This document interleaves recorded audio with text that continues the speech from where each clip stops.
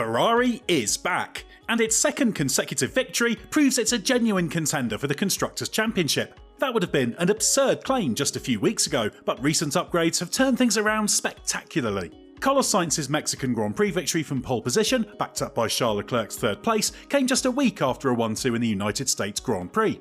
That slashed its points deficit from 75 to just 29, moving it ahead of Red Bull in the standings. The Constructors' Championship may be the lesser of the two titles in terms of public perception, but if Ferrari can pull this off, it would be hugely significant.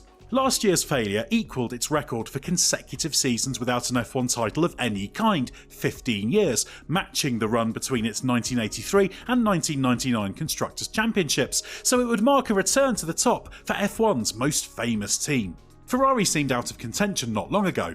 It held second for much of the season, then fell behind McLaren at the Hungaroring in July. But the first two legs of the current triple header have changed things dramatically, and there's every chance it will be a threat in Brazil this weekend as well. Ferrari's upswing is not only down to its own improvements, but also to rivals struggling. Red Bull still lacks the edge of pace despite mounting a partial recovery with the new floor introduced in Austin, while the last two tracks visited have exposed McLaren's weaknesses in braking and entry to low-speed corners, as team principal Andrea Stella admits.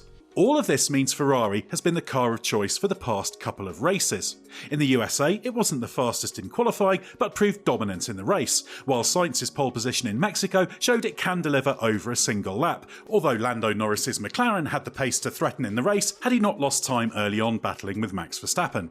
Either way, Ferrari is right in the thick of the action, which previously it had only been occasionally. But despite its back-to-back wins, team principal Fred Vasseur hopes that amid the McLaren versus Red Bull battles, Ferrari will remain under the radar as what you might call a dark prancing horse for the title. So how has Ferrari flipped the usual script of underachievement and flattering to deceive, and could it really end its title drought in 2024? Ferrari's recent upgrades set it back on the path to the front. Between Leclerc's victory in Monaco in late May and its return to winning ways at Monza at the start of September, it went through the development ringer.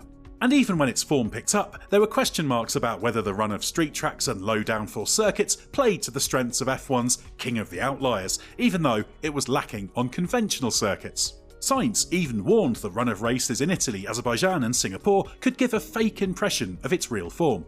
He pointed to Austin as the key test, a conventional track with a mix of corner speed profiles testing overall car performance. Ferrari, as is often the case, was so-so in qualifying but excelled in race trim, with Leclerc and Sainz finishing 1-2. Vasseur stressed how meaningful Ferrari's Austin pace was. Mexico confirmed that performance is real. While the Autodromo Hermanos Rodriguez is a low downforce track in terms of total load thanks to the altitude being over 2,000 metres, meaning the air density is reduced by more than 20% compared to its sea level, the cars run with high downforce configurations. Being so quick there shows how strong a package the Ferrari SF24 is.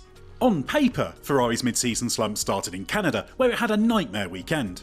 But the upgrade package introduced at the following Spanish Grand Prix really started the downturn in form. Porpoising problems cropped up, eventually leading Ferrari to revert to the old specification floor for the British Grand Prix before making a minor mitigating tweak to it in Hungary in the run-up to the August break. That helps a little, but the first of two key upgrades was introduced at Monza. This was the new floor, which appeared to work extremely well, but the early races were still inconclusive, although Ferrari was confident the gains would translate to more typical circuits. The hope was the porpoising problem had been fixed, which Austin confirmed to be the case. The second key change is harder to spot. Remember the controversy about front wing flexibility that flared up after the August break? Well, when I asked Vasseur in Singapore whether Ferrari was pushed into exploiting wing flexibility more, he said if the FIA was happy with what it saw from other teams in this area, meaning McLaren and Mercedes, Ferrari would react. Ferrari had a new front wing for the Singapore Grand Prix. This increased aerodynamic load at the front of the car, but a sneaky change for the USA was what brought in better controlled flexibility. Sneaky because Ferrari didn't declare the upgrade, and it didn't have to. The FIA demands modifications to the geometry of parts to be declared, save for very tiny details, but there's no obligation to declare under-the-skin tweaks, including structural changes. This is how Ferrari has discreetly introduced the flexibility the FIA has established is legal. While the team has not confirmed its newfound flexibility, Ferrari's Jock Clear underlined the team is working within the scope of the rules. As always, wing flexibility is a touchy subject. The regulations demand bodywork is rigid, but in reality there has to be some flexing or parts would simply break. Working within the allowable tolerance while passing the mandatory FIA load tests is all part of the game. The upshot is the Ferrari is now much easier to set up for a wide range of corner speeds. The front wing flexibility helps as it permits high wing angle for the slower corners to give more front end grip. The Ferrari already performs superbly in slow corners, as well as riding bumps and curves well. Its main weakness remains high-speed turns, which was showcased in Austin in Mexico, and is why the Qatar sprint weekend could be a difficult one coming up. Clear argues the fast corner weakness is all about the necessary compromise in terms of setup. Ferrari could be quicker in the fast stuff, but at the expense of slower corner pace.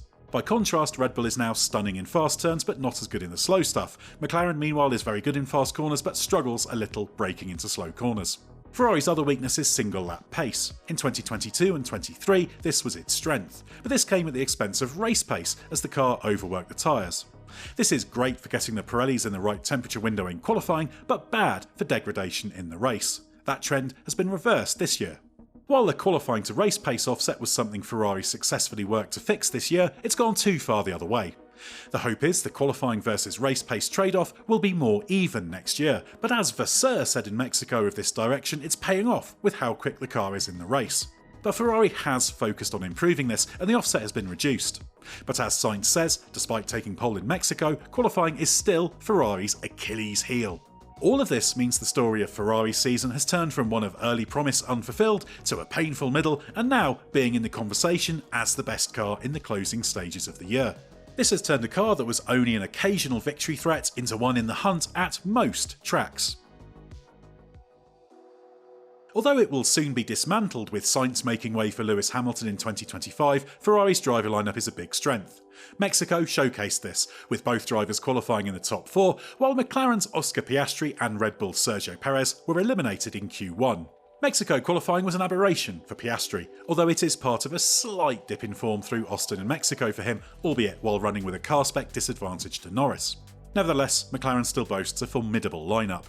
But this season has badly exposed Red Bull's lack of depth with Perez. He scored just 47 points in the last 14 events, and the lack of returns has almost certainly cost Red Bull the Constructors' Championship.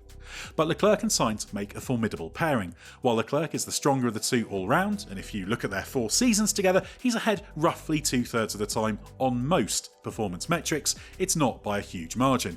And although Leclerc has outqualified Sainz 14 times to 5 this year, their average single lap pace is very close. And that Ferrari depth isn't just about its 2 regular drivers. Remember, stand-in Ollie Behrman finished 7th in Saudi Arabia after Sainz was hit by appendicitis. How crucial might those 6 points be at the end of the season? The Leclerc-Sainz combination is also arguably the best balanced on the grid in terms of complementary skills. Saturday in Mexico exemplified this, where Sainz took pole position but Leclerc was 3/10 down in 4th and admitted that qualifying with low downforce, as Mexico is despite the car configurations thanks to the drop in air density at altitude, isn't one of his strengths. But even on occasions when this happens, he's often marginally the quicker of the two on race day. That's just one example of where the two combine to ensure Ferrari has all bases covered.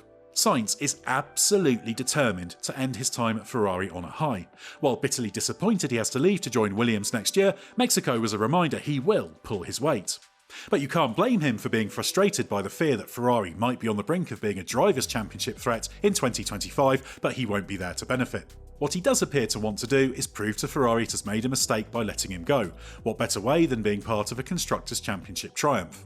Ferrari's balanced lineup can deliver exactly the heavy scoring needed if Ferrari is to beat McLaren and Red Bull in this title fight. With just 4 Grand Prix left plus 2 sprint races, Ferrari is hopeful of being a strong victory contender at 3 of the remaining tracks. As Sainz has pointed out, the exception is Qatar, a high-speed circuit where the Ferrari's fast corner weakness will be a problem. Qatar is expected to be McLaren territory. It's one of the 2 tracks McLaren team principal Andrea Stella said would be ideal for it, tipping Las Vegas to be Ferrari territory. There, McLaren won't be able to use the more extreme version of the low-drag rear wing now made illegal by a rules clarification, although it was legal when it was used for Spa, Baku and Monza prior to that. As for this weekend at Interlagos in Brazil, he sees that as anyone's. Red Bull is likely to be thereabouts given recent improvements, but even with Verstappen performing brilliantly, wins will prove difficult to come by. This puts Ferrari in a promising position where it can at least challenge for a first Constructors' Championship since 2008. But even if 2024 doesn't go its way, its late season resurgence is a hugely encouraging sign for its chances of fighting for both titles next year.